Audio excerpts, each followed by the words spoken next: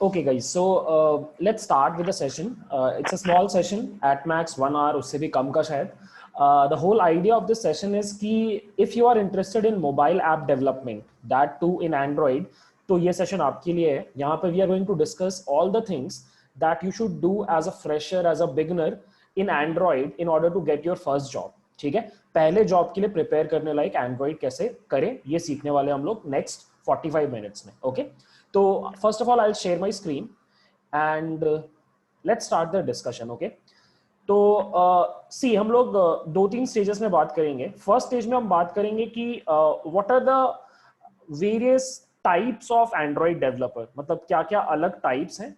Then will learn कि आपको कौन सा पढ़ना चाहिए, कौन सा करना चाहिए, एंड ग्रेजुअली फिर हम लोग क्या क्या पढ़ना चाहिए इसके ऊपर फोकस करेंगे. लास्ट में मैं आपके साथ कुछ प्रोजेक्ट्स डिस्कस करूंगा कि ये प्रोजेक्ट्स आप बना सकते हो, and I will also share the resources जिसको यूज करके आप वो प्रोजेक्ट बना सकते हो. ठीक है, सो ये होगा पूरा 45 मिनट्स का plan. Okay, so let's start with the discussion.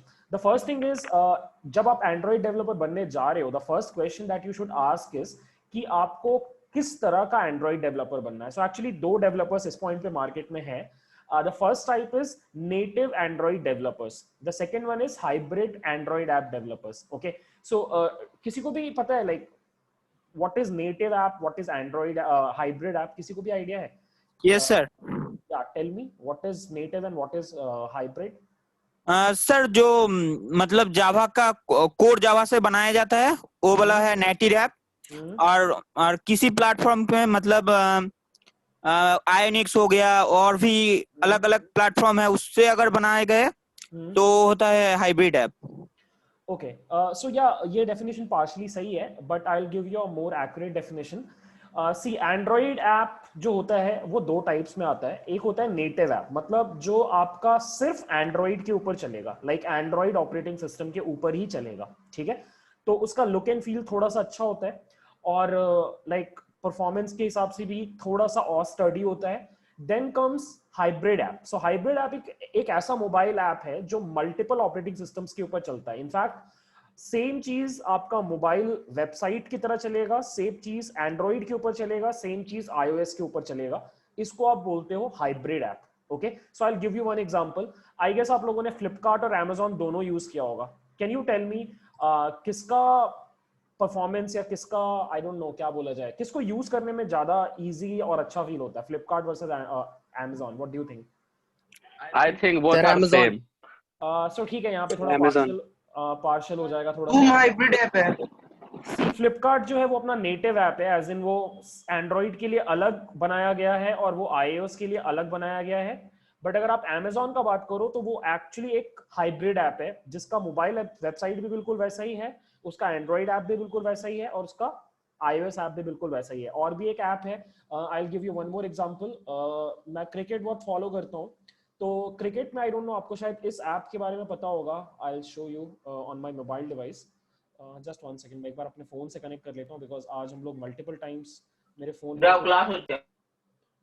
Multiple times we are going to check out the apps in my phone. So just one second, I'll just open Smart View and yeah, I guess आप लोगों को मेरा mobile screen भी दिख रहा होगा guys अभी, right? So there is this app ESPN Crick Info.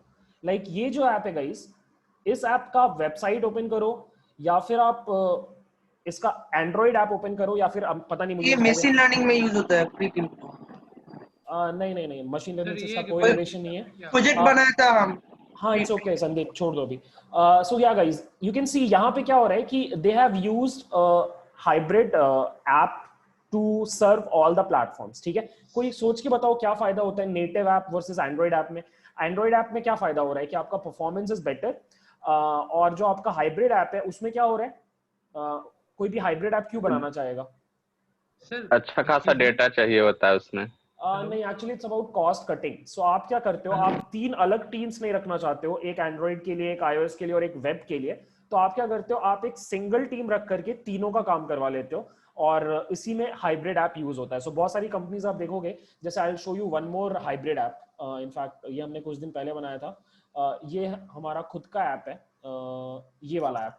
सो ये ऐप एक टेक्नोलॉजी है फ्लटर बोल के, उसमें बना हुआ है. सो इसमें क्या होता है कि आप जैसे ही कोई नंबर लिखते हो वो प्रिडिक्ट करता है कि आपका हैंड राइटिंग कौन से नंबर से मैच कर रहा है. ठीक है. सो ये ऐप जो है ये एक हाइब्रिड ऐप है. ठीक है. ये iOS में भी चल जाएगा, ये आपका एंड्रॉइड में भी चल जाएगा. I will give you one more example. So यहाँ पे देखो थोड़ी गलती कर रहे हैं. सो यहाँ पे थोड़ा सा machine learning type technology use हुआ है, बट अगेन मैं आपको दिखा रहा था कि ये एक हाइब्रिड ऐप है. ठीक है. ये फ्लटर में बना है. फ्लटर एक टेक्नोलॉजी है जो हम डिस्कस करेंगे. और फिर हमने एक और ऐप बनाया था, ये this is a native app जो आपके स्क्रीन पर है अभी. ठीक है. ये परफेक्टली जावा एंड एंड्रॉइड में बनाया गया है. ठीक है. इट्स अ न्यूज ऐप जो एक डेटा सोर्स से न्यूज फेच करके अलग अलग कैटेगरीज में आपको डेटा दिखाता है, like business, technology, entertainment, sports, इस तरीके से. और इस तरह के फीचर्स हैं जो आपके नॉर्मल एंड्रॉइड ऐप्स में होते हैं. तो ठीक है. एक बात अभी जल्दी से डिस्कस कर लेते हैं कि एंड्रॉइड मतलब native app versus hybrid apps. So अगर आपको एक बहुत अच्छा वेल परफॉर्मिंग ऐप चाहिए तो you will go for native apps. But अगर आपको कॉस्ट कटिंग करके एक सिंगल ऐप से सारी चीजें करवानी है तो you will go for hybrid app. तो आज के डेट में दोनों स्ट्रैटेजीज मार्केट में है. मोस्ट ऑफ द कंपनीज, जो बड़ी कंपनीज का आप बात करो, जोमेटो, स्विगी, ये लोग नेटिव एप्स यूज कर रहे हैं. And then there are companies जो हाइब्रिड एप्स भी यूज करते हैं. ठीक है. तो हाइब्रिड एप्स में थोड़ा सा परफॉर्मेंस लॉस होता है, बट इतना ज्यादा भी नहीं होता कि आपके कस्टमर को बहुत ज्यादा प्रॉब्लम हो. तो आपके ऊपर है. अब मैं आपको जल्दी से दिखा देता हूँ कि जॉब मार्केट में दोनों का क्या सीन है. सो अगर आप Indeed.com पे जाओ, सबसे बड़ा जॉब सर्च इंजन जो है, अगर आप यहाँ पे जाके सर्च करो एंड्रॉइड नेटिव, तो एक्चुअली नेटिव सर्च करना गलत होगा, सिर्फ एंड्रॉइड जॉब सर्च करना सही रहेगा, क्योंकि हाइब्रिड में हम हाइब्रिड टाइप कर देंगे. So there are around 7,000 jobs in India at this point. Even in corona के टाइम पे we are getting like 8,000 jobs. But जैसे आप हाइब्रिड ऐप डेवलपर करोगे तो यू वुड फाइंड कि बहुत ज्यादा नहीं होंगे जॉब्स, लाइक एटलीस्ट एंड्रॉइड के कंपैरिजन में बहुत ज्यादा नहीं होंगे. सो यू कैन सी इस पॉइंट पे देयर आर लाइक 5-6 जॉब्स. सो अगर आप मेरे से पूछो कि आपको क्या करना चाहिए as a fresher, should you go for native app development और हाइब्रिड ऐप डेवलपमेंट, तो ज्यादा जॉब्स के टर्म्स में अगर आप बात करो तो आप नेटिव वाले के ऊपर काम करो, तो आपके पास ज्यादा जॉब अपॉर्चुनिटीज रहेंगी. बट अगर आप एक वेब डेवलपर बन रहे हो तो आप क्या कर सकते हो कि साइड से थोड़ा सा हाइब्रिड ऐप डेवलपमेंट भी सीख सकते हो, because there are certain libraries, जैसे कि रिएक्ट नेटिव एक लाइब्रेरी है, या ये जो आयोनिक लिखा हुआ है ये भी एक लाइब्रेरी है. इनको सीख करके आप थोड़ा सा सीख करके HTML CSS के कोड को आप मोबाइल में कन्वर्ट कर सकते हो. तो अगर आप वेब फर्स्ट स्ट्रैटेजी यूज कर रहे हो तो आपको ये सब सीख लेना चाहिए, हाइब्रिड ऐप डेवलपमेंट, क्योंकि वो आपको एक एडेड एज देगा कि आपको वेब डेवलपमेंट भी आता है और आपको मोबाइल डेवलपमेंट भी आता है. तो आपको एक एक्स्ट्रा एज मिलेगा ओवर अदर पीपल. बट अगर आप कोर एंड्रॉइड डेवलपर बनना चाहते हो, मोबाइल ऐप डेवलपर बनना चाहते हो, तो इस पॉइंट पे इंडिया में you should go for like native app development, like full fledged native app development. ठीक है. तो इसीलिए गाइज इस पूरे नेक्स्ट जितना भी टाइम बचा है उसमें we are going to study about native app development. ठीक है. सो नेटिव ऐप डेवलपमेंट करने के लिए आपके पास दो ऑप्शंस होते हैं. एक है जावा और सेकंड एक नया लैंग्वेज आया है कोटलिन बोल के. नया नहीं, एग्जैक्टली 3-4 साल हो गए. कोटलिन बोल के, ये दो लैंग्वेजेस हैं. और फिर आपके पास हाइब्रिड ऐप डेवलपमेंट में अगर आप मूव कर रहे हो तो आपके पास 3-4 अच्छे ऑप्शंस हैं. एक है रिएक्ट नेटिव. आई गेस आपको रिएक्ट के बारे में आपने सुना होगा. React is a JavaScript framework या लाइब्रेरी बोल सकते हो फ्रॉम फेसबुक. तो वेब में वो बहुत काम आता है. उसी का एक वर्जन है रिएक्ट नेटिव, या साइड इंप्लीमेंटेशन बोल सकते हो आप उसको, रिएक्ट नेटिव. ये भी बहुत फेमस हो रहा है हाइब्रिड ऐप डेवलपमेंट के लिए. ठीक है. It's a framework for building native apps using React. ठीक है. So next is there is one more framework called Ionic framework, cross platform mobile app development.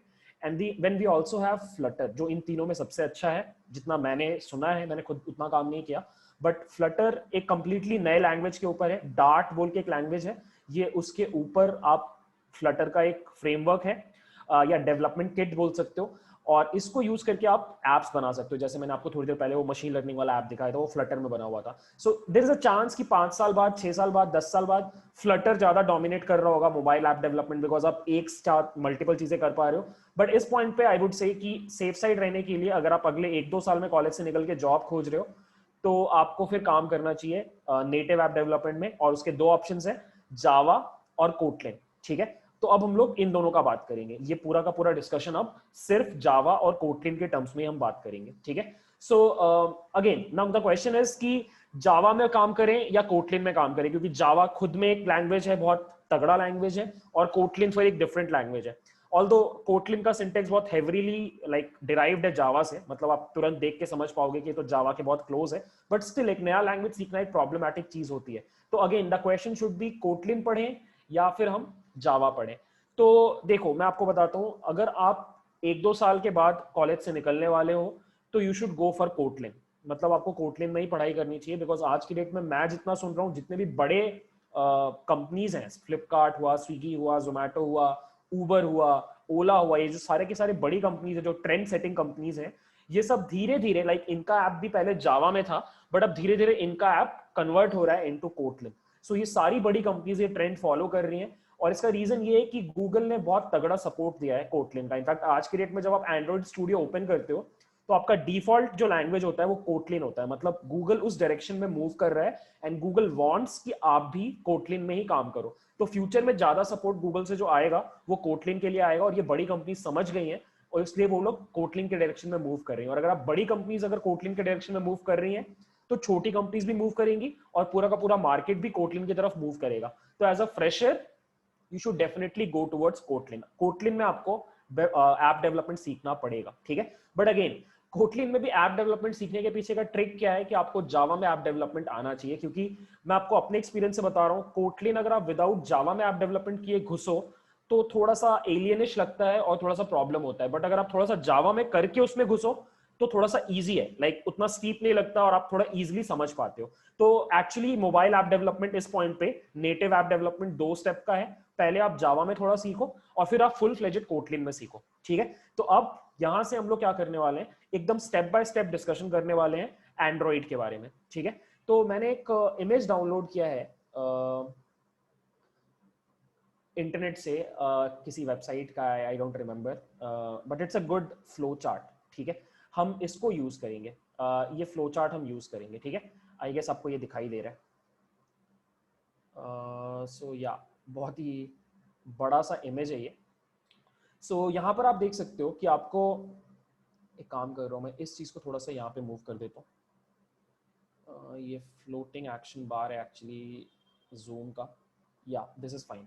So I guess this entire screen is clear, okay. So ये बहुत step by step एक flow chart की तरह है, और इससे आपको समझने में इजी होगा। और यहाँ पे कुछ चीजें हैं जो मैं आपके साथ ऑन द गो डिस्कस करूंगा अगर आपको समझ में नहीं आता, ठीक है। So the first question that you should ask is कि अगर मैं नेटिव ऐप डेवलपमेंट कर रहा हूं तो should I go with Java और Kotlin? The answer is Kotlin, no doubt, but for that you should also learn थोड़ा बहुत जावा वाला कंपोनेंट, ठीक है। तो थोड़ा टाइम लगेगा, बट जावा सीख के जाओगे ज्यादा बेटर काम कर पाओगे। आई गेस ये क्वेश्चन आपको समझ में आ गया, ठीक है। नेक्स्ट इज कौन सा टूल यूज करना चाहिए, कौन सा प्लेटफॉर्म यूज करना चाहिए, कौन सा आईडी यूज करना चाहिए। So there is this great IDE Android Studio, बहुत ही हैवी सॉफ्टवेयर, और इसमें काम करने में आपके लैपटॉप की वाट लग जाएगी, क्योंकि ये बहुत ही भारी सॉफ्टवेयर है। बट या इसी के ऊपर आप काम करते हो, ये जो आपके स्क्रीन पर है, दिस इज एंड्रॉइड स्टूडियो, और आप प्रोबेबली जब भी ऐप डेवलपमेंट करोगे आप एंड्रॉइड स्टूडियो यूज करोगे, ठीक है। सो अगर आप आज ये सीख रहे हो तो प्रोबेबली आज ही डाउनलोड करके स्टार्ट कर लो, ठीक है। सो यहाँ पे आई विल शो यू कि अगर आप यहाँ पे जाकर के एक नया प्रोजेक्ट बनाते हो, जैसे ये ऑलरेडी एक प्रोजेक्ट ओपन है मेरे में, सो यहाँ पे लाइक मैं आपको ऐसे बस प्रोजेक्ट दिखा रहा हूँ, मैं आपको दिखाना चाह रहा हूँ कि वहाँ पे डिफॉल्ट लैंग्वेज यहाँ पे 2 हैं, लाइक कोटलिन एंड जावा। सो जब आप पहली बार इंस्टॉल करोगे तो आपको कोटलिन बाय डिफॉल्ट सेलेक्टेड आएगा। मेरे केस में जावा आ रहा था बिकॉज मैंने पिछले 3-4 प्रोजेक्ट जावा में किए स्टूडेंट्स को पढ़ाने के लिए, बट यहाँ पे डिफॉल्ट में कोटलिन ही आता है, ठीक है। तो ये 2 ऑप्शन है आपके पास, अगर आप कोटलिन सेलेक्ट करोगे तो कोटलिन का पूरा एक प्रोजेक्ट क्रिएट हो जाएगा, and same goes with Java, ठीक है। सो ये मेरे को बस आपको दिखाना था कि एंड्रॉइड स्टूडियो में आप काम करोगे। Android studio is a complex thing, और आपको उसको थोड़ा अच्छे से समझना पड़ेगा, और ये समझने के लिए आपको 3-4 बेसिक एप्स बनाने पड़ेंगे, जैसे कि वहाँ पे प्रोजेक्ट स्ट्रक्चर कैसा होता है। जैसे यहाँ पर अगर आप जाओ तो यू वुड सी कि एक proper project structure automatically create होता है। Once you create a new project, you will see कि खुद का एक प्रॉपर प्रोजेक्ट क्रिएट होता है। सो लेट्स से कोटलिन हमने सेलेक्ट करके फिनिश पे क्लिक किया, यू वुड सी थोड़ी देर में, लाइक थोड़ा टाइम लगता है, software is like quite heavy, या सो इस जगह पर अगर आप नोटिस करो तो ये देखो, ये आपका पूरा प्रोजेक्ट स्ट्रक्चर। अब इस प्रोजेक्ट स्ट्रक्चर में क्या क्या फाइल्स हैं, उनका क्या क्या काम है, ये सब कुछ समझने के लिए आपको 1-2 एप्स बनाने पड़ेंगे, और कुछ ट्यूटोरियल्स देखने पड़ेंगे, तभी आपको समझ में आएगा। और ये प्रोजेक्ट स्ट्रक्चर जानना एकदम इट्स एब्सोल्युटली इंपॉर्टेंट, बिकॉज इसके बिना आप बड़े ऐप्स नहीं बना सकते, ठीक है। और बहुत डिफिकल्ट नहीं है, इट्स वेरी सिंपल, ठीक है। Okay, so coming back, next is आपको एंड्रॉइड के कंपोनेंट सीखने पड़ेंगे, ठीक है। एंड्रॉइड में 4 मेजर कंपोनेंट्स होते हैं। So one is activity, then service, then broadcast receiver and content provider. So what I will do is I'll quickly just explain these 4 things because ये आगे काम आएंगे. So again I'll go to my phone और मैं आपको एक app दिखाता हूँ जो हमने बनाया था, मैंने अभी दिखाया भी था आपको. So ये जो ऐप हमने बनाया था, like यहाँ पे every page, you can say a page is an activity. So Android जैसे वेबसाइट्स में वेब पेजेस होते हैं, similarly Android ऐप में एक्टिविटीज होती हैं. So ये जो आपको दिख रहा है, this is one activity. अब यहाँ पे आप जब आप नीचे स्विच कर रहे हो तब भी आप सेम ही एक्टिविटी में हो. This is the same activity. ये पेज चेंजेस हो रहे हैं but still it's the same activity. नया एक्टिविटी कब आएगा? जब लेट्स से आप बुकमार्क्स पे क्लिक करोगे. अब ये जो एक नया खुला, इसको हम बोलते हैं second activity. This is the second activity, ठीक है. तो जैसे अगर आप फ्लिपकार्ट के पेज पे हो, फ्लिपकार्ट के ऐप में हो, तो जब आप प्रोडक्ट्स ब्राउज कर रहे हो, दैट इज वन एक्टिविटी. किसी एक पर्टिकुलर प्रोडक्ट पे क्लिक किया, that is the second activity. उसको क्लिक करके आपने परचेज किया, दैट इज थर्ड एक्टिविटी. अपने ऑर्डर्स को चेक कर रहे हो, दैट इज फोर्थ एक्टिविटी. तो एक्टिविटी का कॉन्सेप्ट क्या है कि activities are basically pages in your Android app, ठीक है. अब उससे रिलेटेड कुछ चीजें होती है जैसे कि activity life cycle. So I will give you one example. Activity life cycle क्या होता है कि लेट्स से आप कोई बैंकिंग ऐप यूज कर रहे हो, सडनली से आपका फोन कॉल आ गया, तो फोन कॉल आने पे आपका वो वाला एक्टिविटी बैकग्राउंड में चला गया, वो वाला ऐप बैकग्राउंड में चला गया. आपने फोन कनेक्ट करके डिस्कनेक्ट किया और आप वापस जैसी बैंकिंग ऐप पे जा रहे हो, तो आप नोटिस कर रहे हो कि आपको फिर से लॉग इन करने को बोल रहा है, बिकॉज सिक्योरिटी इस तरीके से इंप्लीमेंटेड है. तो ये पूरा चीज जो है कि बैकग्राउंड में जाने से क्या करना है, फोरग्राउंड में आने से क्या करना है, ऐप क्लोज करने पे क्या करना है, ये सारी चीजें आप एक्टिविटी लाइफ साइकिल के थ्रू इंप्लीमेंट करते हो, ठीक है. And similarly there is a thing called task and backstack, ठीक है. ये उतना इंपॉर्टेंट नहीं है जितना एक्टिविटी लाइफ साइकिल है. ओके, सो आई होप आपको एक्टिविटी समझ में आ गया. What is activity. Next is service. What is service. So service क्या होता है? सर्विस इज अ थिंग जो बैकग्राउंड में रन होता है. जैसे अगर आप एक अलार्म क्लॉक ऐप बना रहे हो, तो बिहाइंड द सीन वो क्या करेगा, लेट्स से आपने सुबह 5 बजे का अलार्म लगाया, तो वो पूरे टाइम चेक करता रहेगा कि 5 बजा कि नहीं, 5 बजा कि नहीं, 5 बजा कि नहीं, और जैसे ही 5 बजेगा तो वो अपना अलार्म स्टार्ट कर देगा. तो राइट, वो बैकग्राउंड में पूरे टाइम चल रहा है, सामने नहीं दिखाई दे रहा है. सामने आप कुछ भी कर रहे हो, वो बैकग्राउंड में अपना काम कर रहा है. इसको सर्विस बोलते हैं. या फिर आप एक MP3 प्लेयर का एग्जांपल हो, लेट्स से आप गाना.com पे गाना सुन रहे हो, गाना का ऐप पे गाना सुन रहे हो. सो आप गाना सुन रहे हो और आप साथ में क्रोम में ब्राउजिंग भी कर रहे हो, तो वो गाना बैकग्राउंड में चल रहा है, वो सामने नहीं चल रहा, बैकग्राउंड में चल रहा है. तो services are those components in Android जो बैकग्राउंड में रन होती है. डाउनलोड होना, अलार्म क्लॉक, MP3 प्लेयर, ये सारी चीजें जो हैं ये बैकग्राउंड में होती है, ठीक है. आजकल ये क्रिकेट स्कोर्स वाले जो चीज होती है कि behind the scene cricket score चलता रहेगा और आपके नोटिफिकेशन बार में दिखाई देता रहेगा, तो इस तरह की चीजें सर्विसेज के अंदर आती है, ठीक है. नेक्स्ट इज ब्रॉडकास्ट रिसीवर, ठीक है. सो ब्रॉडकास्ट रिसीवर क्या होता है? ब्रॉडकास्ट रिसीवर होता है कि एंड्रॉइड जो होता है वो आपको कुछ मैसेजेस देता है. एंड्रॉइड आपको कुछ मैसेजेस देता है और आपको एज अ डेवलपर उन मैसेजेस को ग्रैब करना होता है, बिकॉज वो ऐप के लिए इंपॉर्टेंट है. जैसे आई will give you one example. आप ओला जैसे ही ओपन करते हो, ओला सबसे पहले क्या सर्च करता है? सोच के बताओ. ओला सबसे पहले क्या खोजता होगा जैसे ही वो ओपन होता है? लोकेशन खोजता है.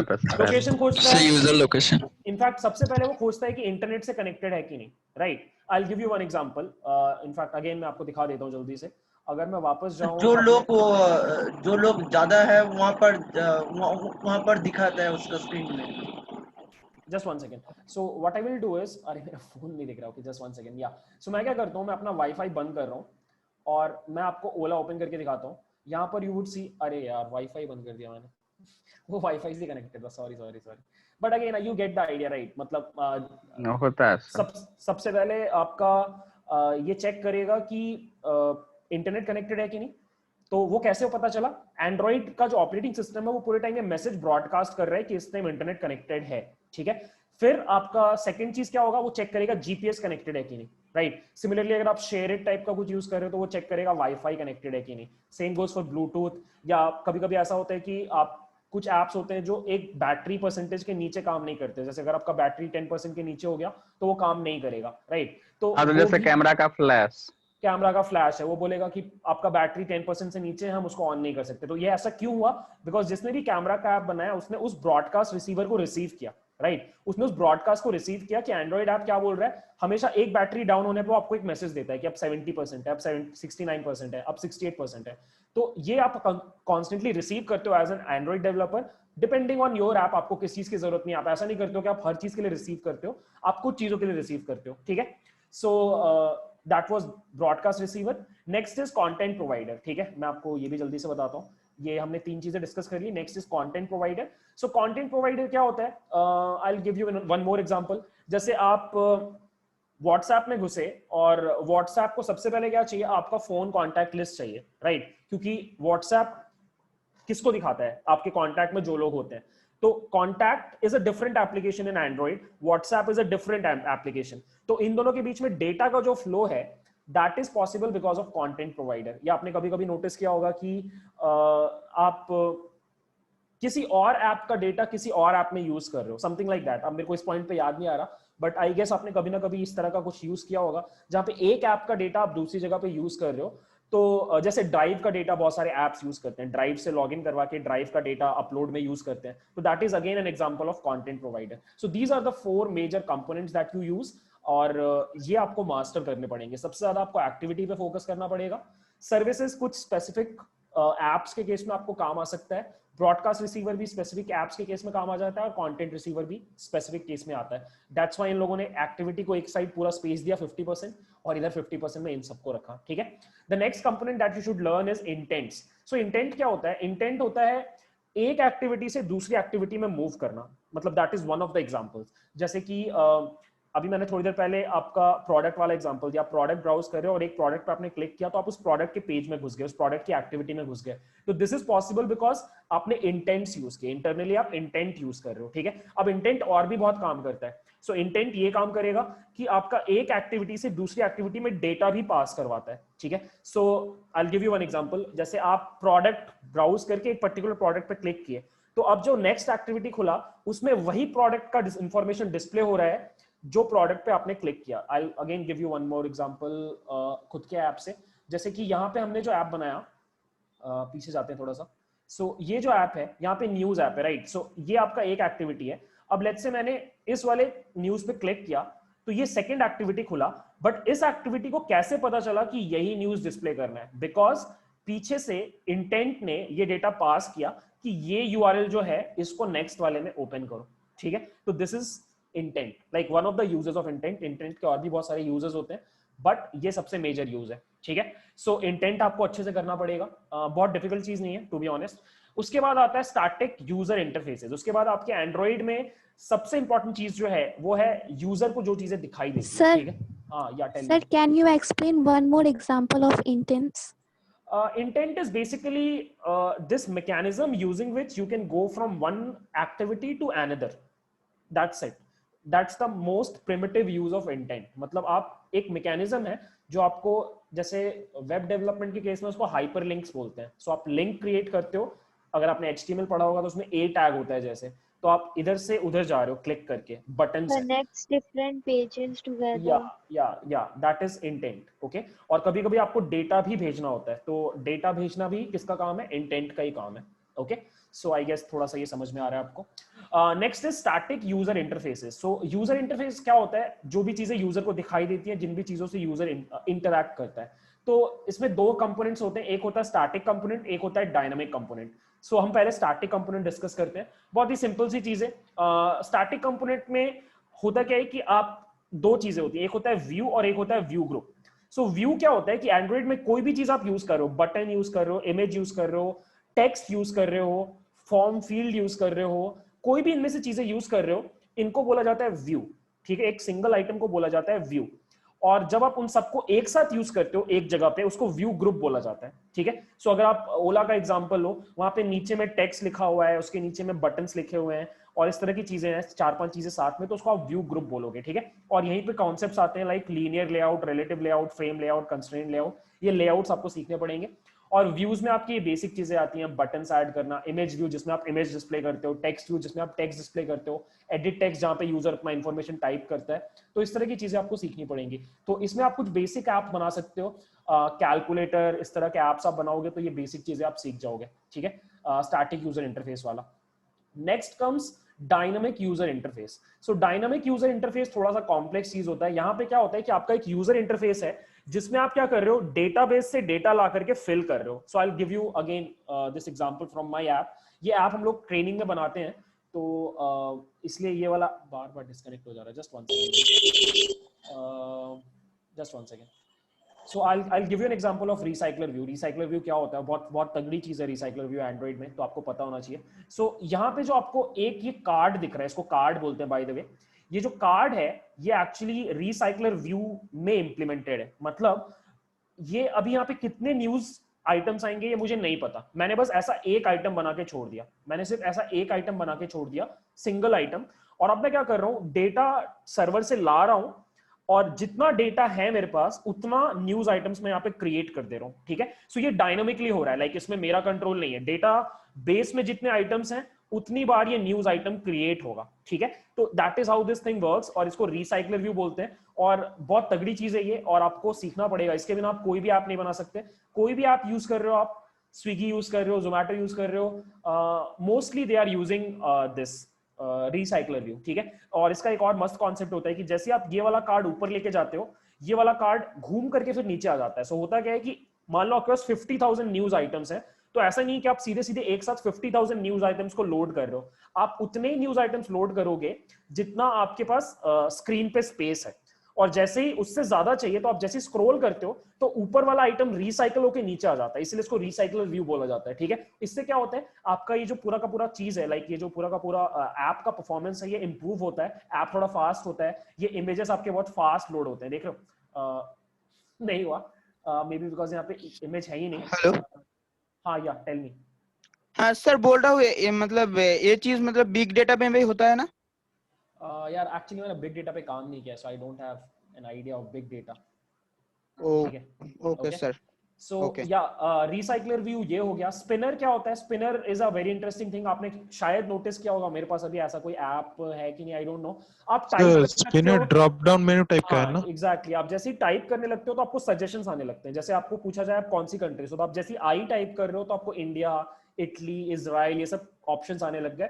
तो ये भी डेटाबेस से ऑप्शंस फेच होके आ रहे हैं, और ये भी एक डायनामिक यूजर आइटम है, यूजर इंटरफेस है. ठीक है. स्पिनर भी आप बहुत जगह पे यूज करते हो. ऑल्दो मेरे पास इस पॉइंट पे मेरा बनाया हुआ कोई ऐप नहीं है जहां पे मैं स्पिनर यूज कर रहा हूँ, बट स्पिनर आप यूज करते हो बहुत सारी जगहों पे जहां पे आप यूजर से इंफॉर्मेशन ले रहे हो. ठीक है. उसके बाद कस्टम व्यू बोल के कॉन्सेप्ट होता है जहां पे आपकी दो तीन चीजें होती है. कैनवस. सर रिसाइकलर व्यू और व्यू पेजर का मतलब डिफरेंस क्या होता है? View pager is a older concept. Recycler view is a newer concept, and people are now moving towards recycler view rather than view pager. View pager पहले था, and to be honest मैंने जितने भी apps बनाए मैंने कभी view pager use नहीं किया, तो आप एक बार गूगल कर सकते हो. ठीक है.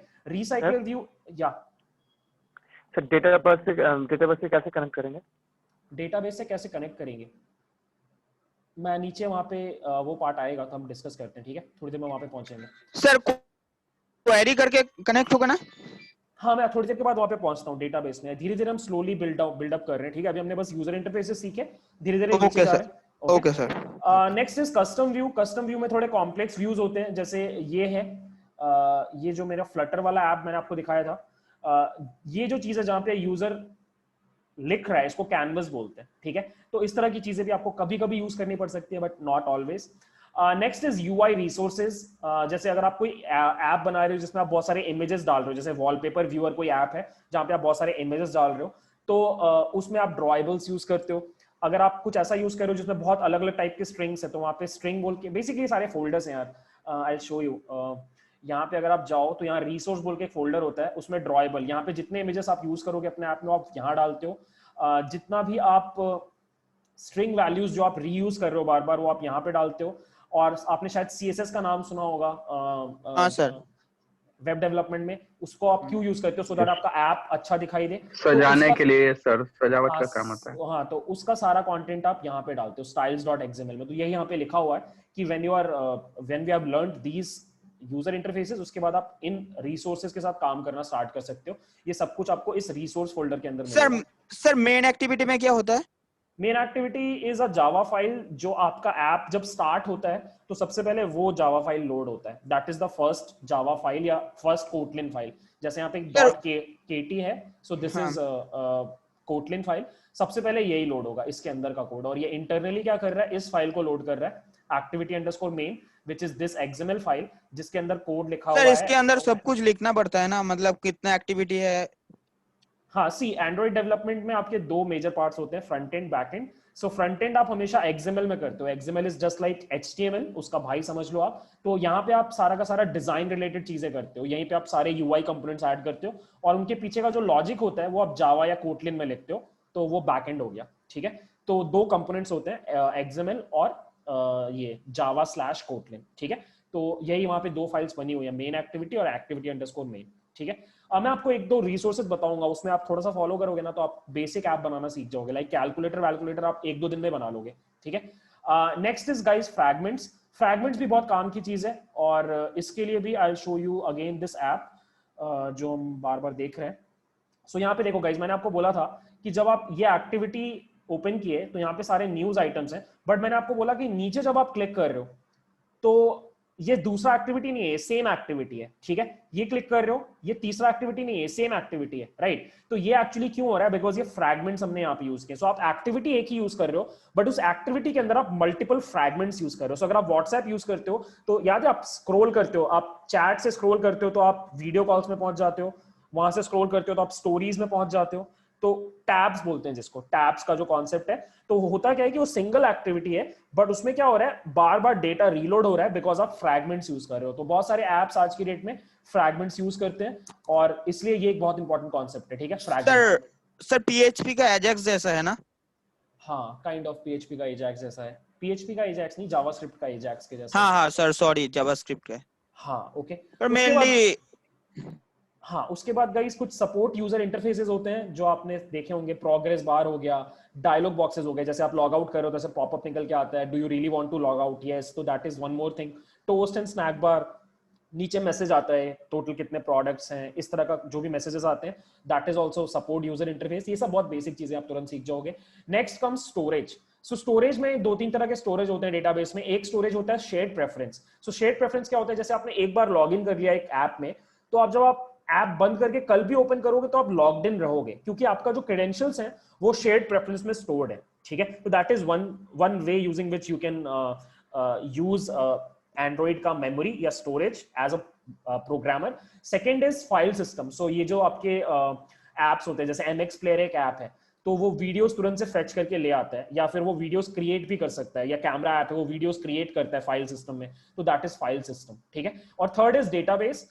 डेटाबेस एंड्रॉइड में जो यूज होता है उसका नाम है SQLite, SQLite, SQLite, और वो लोकल डेटाबेस है, जैसे कि व्हाट्सएप। सो व्हाट्सएप क्या करता है, व्हाट्सएप आप ऑफलाइन हो तब भी आप मैसेजेस पढ़ सकते हो, स्क्रॉल करके पढ़ सकते हो, क्योंकि SQLite इंप्लीमेंटेड है, ठीक है। और उसके लिए एक नया एक काइंड ऑफ फ्रेमवर्क आया, RoomDB बोल के, ये आपको सीखना चाहिए। बेसिक आप SQLite सीखो पहले, उसके बाद आप RoomDB सीखोगे तो आपको ये डेटाबेस वाला कॉन्सेप्ट क्लियर हो जाएगा, ठीक है। सर ये जो डेटाबेस का कंसेप्ट होता है एंड्रॉयड में, सो व्हाट्सएप जैसे एप्स ये क्या दो डेटाबेस मेंटेन करते हैं, मतलब एक सर्वर में और एक एंड्रॉइड में कभी भी आप को दो डेटाबेसेस मेंटेन करने ही पड़ेंगे, बिकॉज एंड्रॉइड का जो डेटाबेस है वो सर्वर डेटाबेस नहीं है, वो लोकल डेटाबेस है। मतलब जो भी डेटाबेस क्रिएट होगा वो आपके डिवाइस में रहेगा। तो कंपनीज क्या करती हैं कि they use two strategies. One strategy is कि वो लोकल डिवाइस जब ऑनलाइन आता है तो लोकल डेटाबेस का कंटेंट उठा करके अपने सर्वर वाले डेटाबेस को अपडेट करते हैं। That is one of the technologies. The second technology is कि आप कोई ऑनलाइन डेटाबेस यूज करो, लाइक फायरबेस। तो फायरबेस के केस में आपको ये सब नहीं करना पड़ता, सब कुछ ऑनलाइन में ही हो जाएगा। तो आपको SQLite इंप्लीमेंट करने का जरूरत नहीं है। जब भी व्हाट्सएप में हम कभी कभी होता है कि ऑफलाइन कुछ मैसेजेस सेंड नहीं होता, वो रह जाते हैं, फिर नेट कनेक्ट होने पर वो सेंडर को जाता है, तो वो ऐसे कनेक्ट होता वो है। एग्जैक्टली ऐसे ही करते हैं। So what they have is, वो आपके मशीन पे, आपके फोन पे एक डेटाबेस मेंटेन्ड है, और फिर उसको वो लोग सर्वर से कनेक्ट करके पूरे टाइम मैनिपुलेट करता रहता है, ठीक है। और RoomDB मतलब क्या कुछ रैपर टाइप का है क्या? हाँ एग्जैक्टली, इट्स अ रैपर, या आप एक फ्रेमवर्क बोल सकते हो to effectively use SQLite। SQLite scratch से यूज करोगे तो थोड़ा डिफिकल्ट होता है और बहुत कोड लिखना पड़ता है और फिर मैनेजेबल नहीं रहता उतना। बट अगर आप RoomDB यूज करोगे तो it's actually easy, like it's a framework जिसको अच्छा, मतलब इंटरफेस की तरह होता है जावा। हाँ, it's a rapper, it's an interface जिसको यूज करने से SQLite को आप बेटर तरीके से यूज कर पाओगे, ठीक है। Next is build system. Sir, हाँ बोलो सर, ये मतलब इस SQLite से अगर ऐप बनाया जाता है तो क्या ये मतलब अगर मतलब बहुत सारा डिवाइस में हर मोबाइल डिवाइस में यूज किया जा सकता है वो ऐप? हाँ, किया जा सकता है। मतलब जैसे मतलब एक ऐप बनाया गया है, वो अभी मतलब ऑनलाइन में नहीं छोड़ा गया है, पर तो नहीं होगा मतलब, पर ये लोकल डेटाबेस है, जैसे बोलता है कि ये लोकल है, मतलब फोन में ही स्टोर होता है डेटा। हाँ, पर ये मतलब तो दूसरा फोन में ये कैसे दिखेगा? जैसे एक एम्प्लॉय है और क्योंकि एक बोला तो कस्टमर है, आपको एक सेंट्रल डेटाबेस बनाना पड़ेगा, तो ये अदरवाइज तो नहीं होगा। एसक्यूएल। अच्छा, तो एसक्यूएल मतलब ये नहीं, कैसे फिर वहां मतलब पे आपको एक सेपरेट डेटाबेस बनाना पड़ेगा, माई सीक्वल टाइप का, जो जैसे ही आपका डिवाइस ऑनलाइन आएगा तो वो डेटा लाइक ऑनलाइन भेजेगा और फिर वो ऑनलाइन से आप सामने वाले को रिसीव करवाओगे। तो उस तो तरह का आर्किटेक्चर बनाना पड़ेगा, या फिर उससे बेटर है अगर आप ये नहीं करना चाहते तो फायरबेस टाइप का डेटाबेस यूज करो, जो आपके डिवाइस में कुछ स्टोर नहीं करेगा, सब कुछ सर्वर पे स्टोर करेगा। और आज के डेट में इसीलिए बहुत सारे लोग फायरबेस की तरफ मूव कर रहे हैं। सीक्वलाइट कम कंपनीज यूज करती है, फायरबेस इसलिए यूज किया जाता है ज्यादा। ठीक है। अच्छा सर, तो ये मतलब ये जो मार्केटेबल एप्स बनाया जाता है वो उसमें एसक्यूएलाइट यूज किया जाता है क्या? किया जाता है। अब अपन अपना अपना स्ट्रैटेजी है, अगर कुछ ने बहुत पहले से सीक्वलाइट वगैरह यूज कर रखा है तो वो उसको लेकर के आगे बढ़ेगा। आज की डेट में जो लोग एप्स बना रहे हैं वो ज्यादातर फायरबेस जैसा सर्विस प्रेफर करते हैं, because that is easier to manage. आपको दो डेटाबेसेस के साथ सिंक नहीं करवाना पड़ता, आप एक सिंगल डेटाबेस से सारा काम कर सकते हो। तो Firebase is a much better option अगर आप आज ऐप बनाना स्टार्ट कर रहे हो। ठीक है। Next is build system. Sir Firebase जैसे डेटा में जो डेटाबेस में जो डेटा रहेगा वो तो सिर्फ ऑनलाइन में ही मिलेगा ना, मतलब ऑफलाइन में हम सिंक नहीं कर पाएंगे उसको नहीं, डेटा को? आप उसको लाइक फाइल सिस्टम को यूज करके कर सकते हो या शेड प्रेफरेंस को यूज करके कर सकते हो। अगर बहुत ज्यादा डेटा नहीं है तो आप उसके लिए स्ट्रैटेजीज बना के ऐसा कर सकते हो कि आप वो डेटा ऑफलाइन अवेलेबल करवा सकते हो। ठीक है। Next is guys build system. Build system क्या है? Build system is this tool जो आपके सारे के सारे फाइल्स को लाइक कंपाइल करता है। इट्स लाइक बिल्ड को एग्जैक्टली कंपाइलेशन नहीं बोलना चाहिए, बट या पूरी की पूरी चीज को एक साथ लेके आता है और फिर एपीके को जनरेट करता है। तो जो आपका जो सबसे बेसिक बिल्ड सिस्टम आता है एंड्रॉइड स्टूडियो के साथ, दैट इज ग्रैडल। और इसी को आप यूज करते हो बहुत ज्यादा। Like I will show you. जैसे ये एक प्रोजेक्ट है, यहाँ पे यू कैन सी ग्रैडल लिखा हुआ है, ग्रैडल स्क्रिप्ट्स, ये। ठीक है। सो अगर आप कोई नई लाइब्रेरी यूज कर रहे हो, जैसे फायरबेस ही आप यूज कर रहे हो, तो उसके लिए आपको नई लाइब्रेरीज ऐड करनी पड़ेंगी, तो वो सब कुछ आपको ग्रैडल के थ्रू करना पड़ता है। ठीक है। और भी इसके कुछ ऑल्टरनेटिव्स आ गए हैं अभी मार्केट में, बट ग्रैडल इज फाइन, बस थोड़ा टाइम लेता है, अदरवाइज इट्स गुड। ठीक है। Next is threading. Threading I guess आपको शायद पता होगा, अगर नहीं भी पता है तो ट्रस्ट मी, पहले 6 महीने आपको इसके ऊपर उतना फोकस करने की जरूरत नहीं है। Threads are basically processes, like आप मल्टीपल चीजें साथ में करवा सकते हो, ऐसे समझ सकते हो आप। So I will give you one example कि गूगल क्रोम में आप ब्राउज भी कर पा रहे हो, बिहाइंड द सीन्स आप डाउनलोड भी लगा पा रहे हो, तो इट्स बिकॉज ऑफ थ्रेडिंग। ठीक है। तो जब भी आप कुछ इस तरह का ऐप बना रहे हो जो मल्टीपल चीजें पैरेलली करता है, जैसे चैट एंड ऑल, तो आप थ्रेडिंग का कॉन्सेप्ट यूज करते हो। ठीक है। अब बहुत सारे डेटाबेसेस इंटरनली खुद ही इंप्लीमेंट कर देते हैं, तो आपको बहुत ज्यादा यूज करने का जरूरत नहीं पड़ता, बट कुछ एप्स में ऐसा कस्टम लॉजिक लिखना पड़ सकता है जहाँ पे आप थ्रेड्स को यूज करोगे। जैसे आप मल्टीपल एपीआई कॉल्स कर रहे हो, तो एक एपीआई कॉल होने के बाद आप वेट नहीं कर सकते, आपको साथ में दोनों एपीआई कॉल्स लेने हैं। तो इस तरह की चीजों के लिए आप थ्रेडिंग का कॉन्सेप्ट यूज करते हो। यहाँ पे एक लाइब्रेरी यूज होता है RX जावा बोल के, या RX कोटलिन बोल के भी एक लाइब्रेरी है, वो दोनों आप यूज करोगे तो थ्रेडिंग आपका थोड़ा सा इजी हो जाएगा। ठीक है। But again threading is advance concept, आप इसको इस पॉइंट पे आपको समझने का जरूरत नहीं है पहला 2 महीने। Next is debugging. Debugging is again basically things जिनको यूज करके आप अपने कोडिंग के प्रोसेस को थोड़ा इजी कर सकते हो। एंड्रॉइड में कोड को डीबग करने में थोड़ा प्रॉब्लम होता है, तो there are different tools available. Again मैं यहाँ पे ज्यादा फोकस नहीं कर रहा, अब धीरे धीरे हम एडवांस में घुस रहे हैं थोड़ा। Memory leaks, again I am not going to discuss this. So there are some third party libraries जो आपको सीखनी चाहिए। जैसे नेटवर्किंग में एक लाइब्रेरी है, यहाँ पे लिखा हुआ नहीं है, बट आपको वॉलीबॉल की एक लाइब्रेरी है गूगल का, जिसको यूज करके आप एपीआई कॉल हिट कर सकते हो। जैसे हमने जो ऐप बनाया था न्यूज ऐप, ये जो सारा न्यूज आ रहा है ये एक्चुअली एक थर्ड पार्टी एपीआई से आ रहा है, और वो मैं वॉली लाइब्रेरी यूज करके डिस्प्ले कर रहा हूँ। ठीक है। तो that is under networking. Multi threading के लिए यू कैन यूज RX जावा, या फिर ये कोर रूटीन्स बोल करके कोटलिन का है, ये आप यूज कर सकते हो।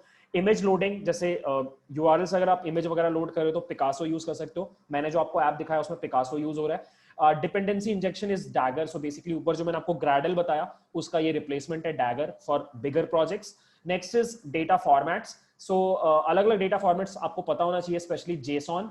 सो कभी भी आप किसी एपीआई के साथ डील कर रहे हो, मतलब किसी सर्वर से डेटा लेके आ रहे हो अपने मोबाइल ऐप में दिखाने के लिए, तो वहां पे आप क्या यूज करते हो, आप जेसॉन यूज करते हो। और जेसॉन का एक kind of Android implemented version is Gson, ये भी आप यूज कर सकते हो, बट जेसॉन से भी आपका काम चल जाएगा, ठीक है। एंड लास्टली गाइस, आजकल लाइक पिछले 2-3 सालों में एक नई चीज आई है, Android Jetpack is basically a compilation of बहुत सारी libraries both for Java as well as Android, जो यूज करके आप एडवांस एंड्रॉइड डेवलपमेंट बहुत अच्छे से कर सकते हो। बट अगेन ये आपको पहले 6 महीने में टच करने का जरूरत नहीं है, मतलब अगर आप 4th ईयर में हो और आप बहुत कम टाइम है आपके पास, तो यस आपको एंड्रॉइड जेटपैक जल्दी से जल्दी सीखना चाहिए। बट अगर आप 3rd ईयर में हो या आप 2nd ईयर में हो, तो आराम से पहले इन चीजों के ऊपर खूब सारे एप्स बनाओ और ये सारे कॉन्सेप्ट्स अच्छे से सीखो। उसके बाद इवेंचुअली आप 6 महीने के बाद मूव करो एंड्रॉइड जेटपैक में, तो इट वुड बी बेटर, ठीक है। उसके बाद आर्किटेक्चर के ऊपर आप थोड़ा काम कर सकते हो। सो आप ऐसा नहीं करोगे कि सारी फाइल्स एक ही जगह पे डंप कर दोगे, आप अलग अलग आर्किटेक्चर्स यूज कर सकते हो, MVVM, MVC। अब ये सब क्या होता है, आपको थोड़ा सॉफ्टवेयर डेवलपमेंट सीखने के बाद समझ में आएगा कि आप बैक एंड एक तरफ रखते हो, फ्रंट एंड एक तरफ रखते हो, डेटा रिलेटेड चीजें एक तरफ रखते हो, अलग अलग क्लासेस बनाते हो सारी चीजों के लिए, तो उसको आर्किटेक्चर में बोला जाता है। प्लेसमेंट के जस्ट पहले थोड़ा सा टेस्टिंग सीख लेना कि एंड्रॉइड ऐप्स को कैसे टेस्ट किया जाता है, तो that would be a great thing, ठीक है। देन कम्स फायरबेस, ये आपको थोड़ा पहले सीखना चाहिए, बिकॉज आज के डेट में फायरबेस बहुत सारा चीज यूज हो रहा है फायरबेस का बहुत सारे एप्स में। So Firebase is basically a real time database. I will give you one example, in fact I will show you the website. So this is Firebase. ये एक डेटाबेस है, ऑनलाइन डेटाबेस है Google का। अब इसकी अच्छी बात क्या है कि आप यहाँ पे डेटा स्टोर कर सकते हो और आपको बैकएंड लिखने का जरूरत नहीं, आपको बिहाइंड द सीन्स कुछ कोड लिखने का जरूरत नहीं, आपके पास डायरेक्ट फंक्शंस अवेलेबल है जिनको यूज करके आप इस डेटा को एक्सेस कर सकते हो, ठीक है। तो Firebase is like real time, मतलब आप डेटाबेस में अगर कुछ चेंजेस हुए तो आपके यूआई में ऑटोमेटिकली चेंजेस हो जाएंगे। तो ये सब कुछ बहुत अच्छे फीचर्स हैं इसके, और इसलिए फायरबेस आजकल बहुत यूजर है मोबाइल ऐप डेवलपमेंट में। सो अगर आप एंड्रॉइड सीख रहे हो तो फायरबेस आपको जल्दी से जल्दी सीखना चाहिए, ठीक है। ये चीज आपको लाइक एज देगा बाकी की जनता में, ठीक है। Next come security. इस पॉइंट पे अगेन आगे का कॉन्सेप्ट इस पॉइंट पे आपको ज्यादा नहीं करना है।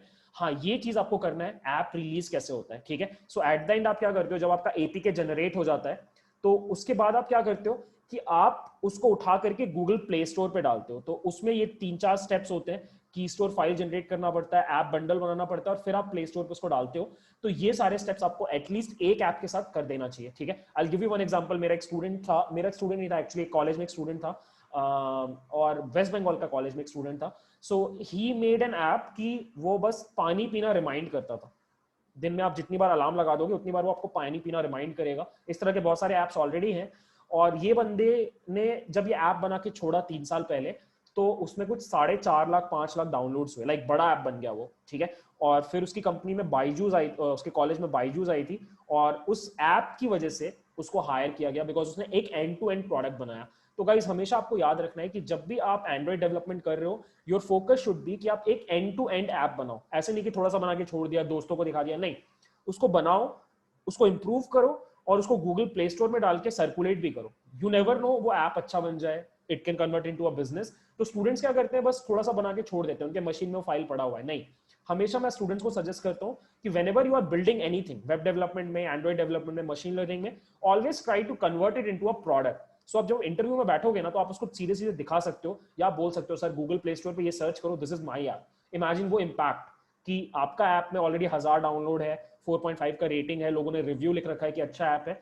उस तरह की चीज आपको इंटरव्यू में कन्वर्जन देगी, रादर देन ये बोलने की कि सर मेरे रेज्यूमे में देखो मैंने ये बनाया है, और वो ज्यादा हेल्प नहीं करता है, ठीक है। So again start with something like basic से स्टार्ट करो। मैं आपको एक चीज बताता हूँ, अगर आपको फ्री में स्टार्ट करना है, आप यूट्यूब पे जाना, मेरा चैनल है कैंपस एक्स बोल के, यहाँ पे आपको एक कोर्स मिलेगा, उसमें 25 वीडियोस है।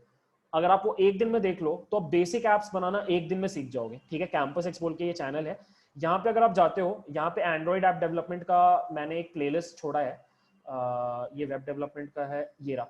देयर आर 23 वीडियोस, और ये लाइक शुरू का पार्ट है हमारी ट्रेनिंग का, सिर्फ 23 वीडियोस, पूरा ट्रेनिंग नहीं है ये, बट इतना यूज करके आप क्या कर सकते हो, आप बेसिक एप्स बनाना एक दिन में सीख सकते हो।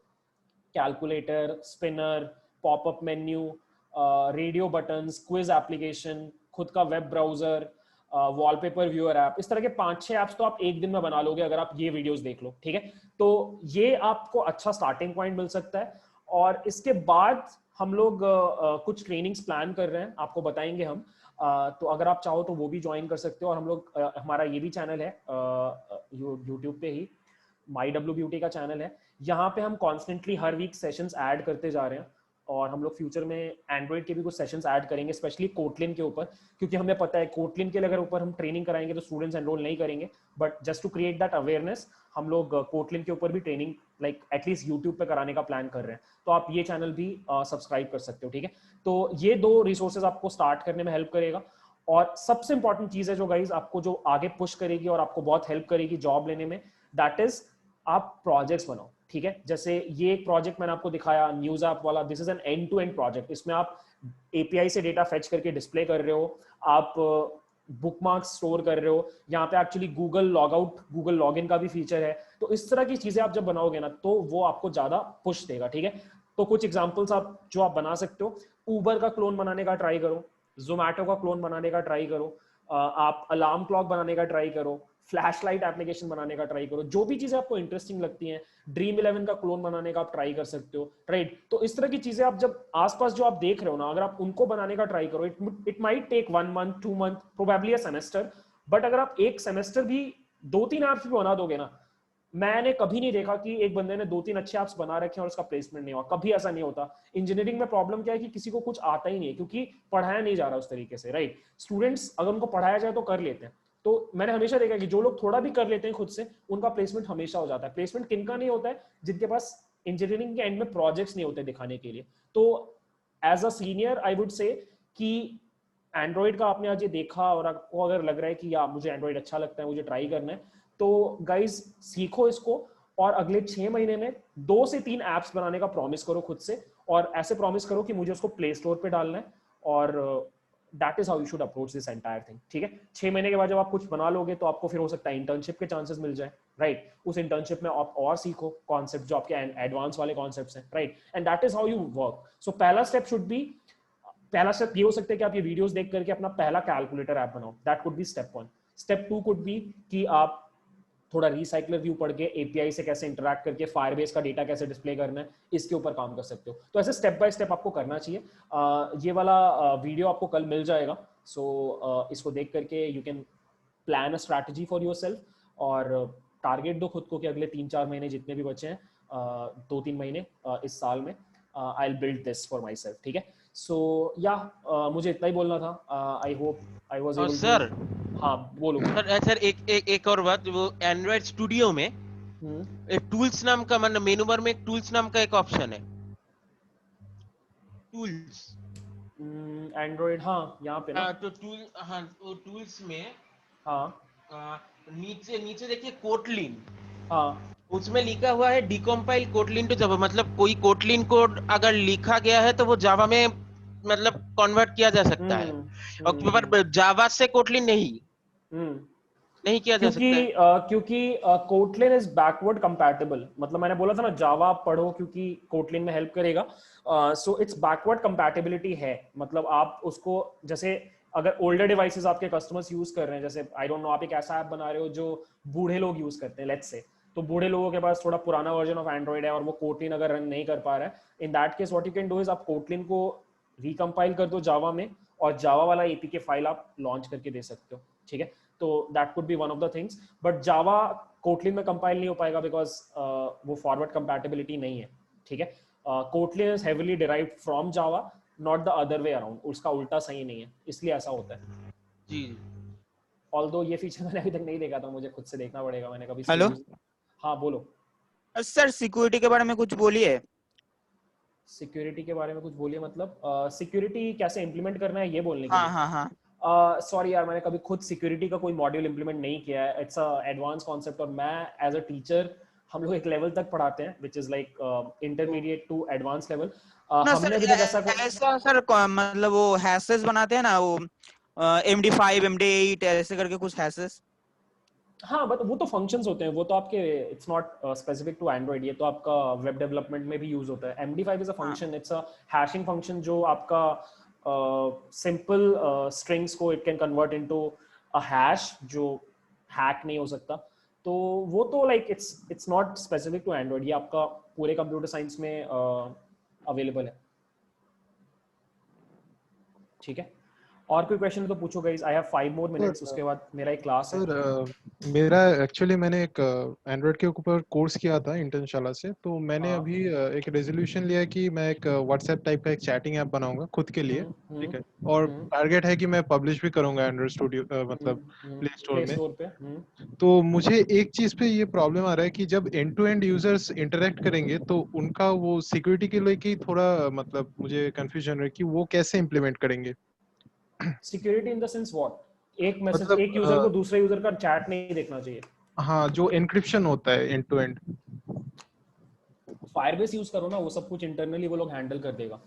फायरबेस और बहुत इजीली बन जाएगा, लाइक आपको ज्यादा मेहनत भी नहीं करना पड़ेगा। फायरबेस मैं ऑलरेडी इम्प्लीमेंट कर रहा हूँ, लेकिन उतना यूज्ड अप नहीं हूँ, मतलब नया नया फायरबेस यूज करना शुरू किया अभी। नहीं, फायरबेस में एक चीज है, ये फायर स्टोर बोल के, ये यहाँ पे आप जाते हो जब, आई विल शो यू। यहाँ पे जैसे आप एक नया प्रोजेक्ट बनाते हो, जैसे मेरा कोई प्रोजेक्ट, लेट्स से ये प्रोजेक्ट ही ले लेते हैं। यहाँ पे आपको अलग अलग फीचर्स मिलते हैं, उसमें से ये है क्लाउड फायर स्टोर। इसको आप यूज कर सकते हो for making this chat application. ठीक है, इसको आप यूज कर सकते हो। यहाँ पे आप डेटाबेस बनाओगे और इसमें आप यूजर का इन्फॉर्मेशन, जो भी मैसेजेस हैं वो आप स्टोर करोगे। ठीक है, अगर आपको गूगल लॉगिन वगैरह इंप्लीमेंट करना है, फेसबुक लॉगिन इंप्लीमेंट करना है, तो आप ये ऑथेंटिकेशन वाले मॉड्यूल में जाओगे। ठीक है, तो फायरबेस में काफी चीजें हैं एक्चुअली। फायरबेस आप अच्छे से यूज कर लोगे ना, तो आप ऑलरेडी बहुत तरीके के ऐप्स बना पाओगे। मैंने एक्चुअली मैंने थोड़ा रेफरेंस लिया था यूट्यूब से, तो रियल टाइम डेटाबेस का मैंने थोड़ा इम्प्लीमेंटेशन देखा, तो उसको मैंने इम्प्लीमेंट किया। तो क्लाउड फायर स्टोर जो है वो भी डेटाबेस रियल टाइम ही है ना? दोनों सेम चीज है, ये थोड़ा अपग्रेडेड वर्जन है cloud fire store. Okay okay okay. और कोई क्वेश्चन है तो यू कैन आस्क और गाइस। इसका अगर मैं फ्यूचर में अगर कोई वर्जन अपडेट करना है तो वो कैसे होता है? एंड्रॉइड में वर्जन रिलीजेस कैसे आते हैं? जैसे कि वो हम तो देखते हैं ना कि तुम एक दो कोड में महीने अगर नए बाद फीचर्स, हाँ तुम नए फीचर्स ऐड करते जाते हो तो यू जनरेट न्यू वर्जन्स धीरे धीरे। तो लाइक उसको कैसे मतलब पब्लिश कैसे होता है कि वो प्रीवियस वाला ऐप का डेटा रहता है और फिर नया अपडेट आ जाता है उसके ऊपर, ये कैसे काम करते हैं? ये आपका सारा का सारा चीज प्ले स्टोर हैंडल करेगा। वो जो मैंने बंडल फाइल्स वगैरह बोली थी, उन बंडल फाइल्स में आप स्पेसिफाई करते हो कि आपका कौन सा वर्जन है, और फिर वो वर्जन के अकॉर्डिंगली आपको लाइक अपडेट करता रहता है पूरा का पूरा। आप वहां से पीछे भी जा सकते हो किसी वर्जन पे इफ यू वांट टू। और आपको ये सारा चीज मैनेज करने के लिए गिट या गिटहब जैसा सर्विसेज यूज करना पड़ेगा, version control services.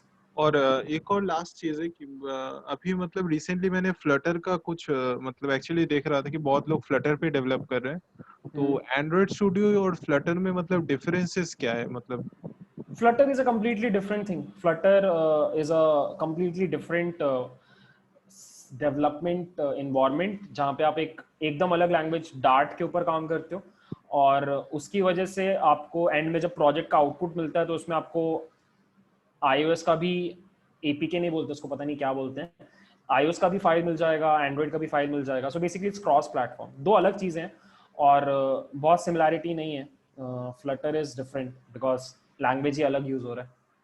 Okay okay. Actually मैंने रिसेंटली बहुत देख रहा था कि फ्लटर में भी लोग हाँ डेवलप कर हो रहा है बट इसीलिए अगेन मुझे धीरे मतलब धीरे ये धीरे, query हाँ धीरे धीरे होगा, बट वो चेंजेस जो आएंगे वो धीरे धीरे होंगे, क्योंकि एक बार आपका कोड अगर लिखा गया एक चीज में तो आप एज अ कंपनी ऐसा नहीं कर सकते कि तुरंत उसको रीराइट करके दूसरे टेक्नोलॉजी में मूव कर दो, ऐसा कोई कंपनी नहीं करता।